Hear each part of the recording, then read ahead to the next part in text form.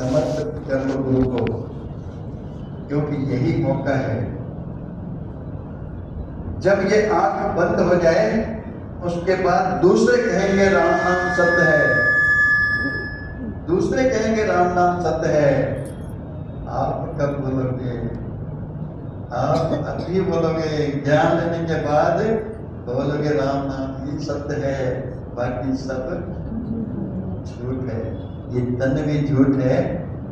अवतार बन के कहा ये तन राखी की ढेरी जाती है तो जाने दे। दर्शक जी, वास्तव में राखी ढेरी है, इसका क्या करना है? हम जितना ही किसको पाल लें, एक दिन तो ये ढेरी बनना ही है।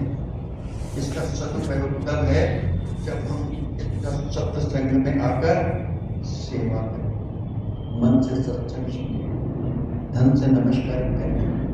ये तीनों सदगुरु ने क्यों किया? तीनों के पीछे एक बहुत बड़ा उद्देश्य है। सदगुरु चाहते हैं कि हम तन से निरोगी रहें, मन से चिंता मुक्त रहें और धन से धनाढ्य रहें पूरी तरह। हर कोई चाहता है, लेकिन होएगा तभी जब हम सत्संग में हैं।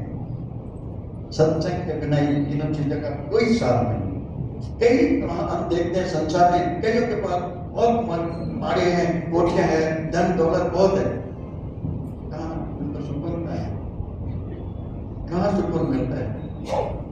आप उनको देखो, शिकायतें, केवल शिकायतें, परेशानियां, बीपी, शुगर सब लेके बैठे हुए। क्यों?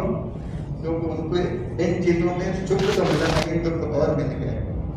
हमें सुख चाहिए तो ये तीनों चीजें जीते जी समर्पित करना है। मेरा मुझ में कुछ नहीं, जो कुछ है सो तेरा, तेरा तुझको सौंप दे, क्या लागे है मेरा।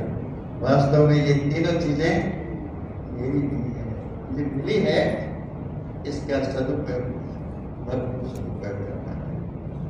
तो शहंशाह बाबा अवतार सिंह जी अपने मुखारबिंदी कहते हैं कि ये तन मन धन का अहंकार नहीं करना, पहले बड़ा नहीं बता दिया, इसका सदुपयोग करना, इसकी है उसको समझ कर इसका सदुपयोग करना। संगत, यदि उसके बाद भी, ज्ञान लेने के बाद की बात बता रहा हूँ कि हमारे पास एक बार किसी गांव में जाने का अवसर मिला। तो गांव में कोई एक पंडित था, मंदिर की पूजा कर रहा था और पूजा कर रहा था, आरती कर रहा था।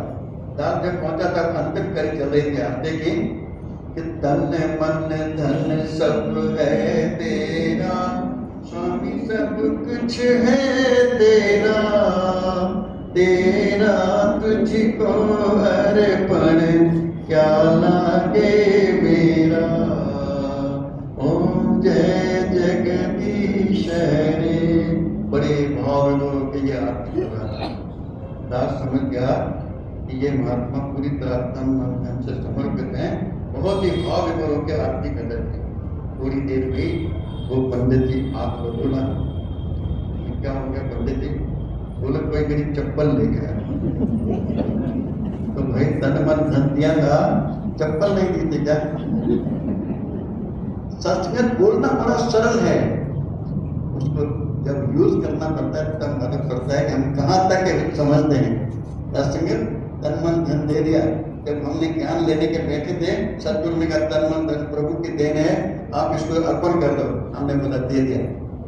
सदगुरु ने हमारी बात पर विश्वास कर दिया, जब बोल रहे हैं तो दे दिया। लेकिन ज्ञान लेने के बाद भी यदि हमने अपने पास रखे हुए हैं तो आज फिर से ये तीनों तभी सुख देंगे जब एक समर्पित करें, तभी सुख देने वाले। वरना मेरे पास यदि रह गई तो अमानत में खयानत रहेगी। ये अमानत होती है, हम खयानत करके अपने पास रख रहे हैं, इसको अभी से समर्पित कर दें तो हमारा जीवन सुख रहेगा। जी, 4 दिनों की काया पाके भूल गया न हस्ती को, अंत एक दिन आएगा पड़े छोड़ना मस्ती को।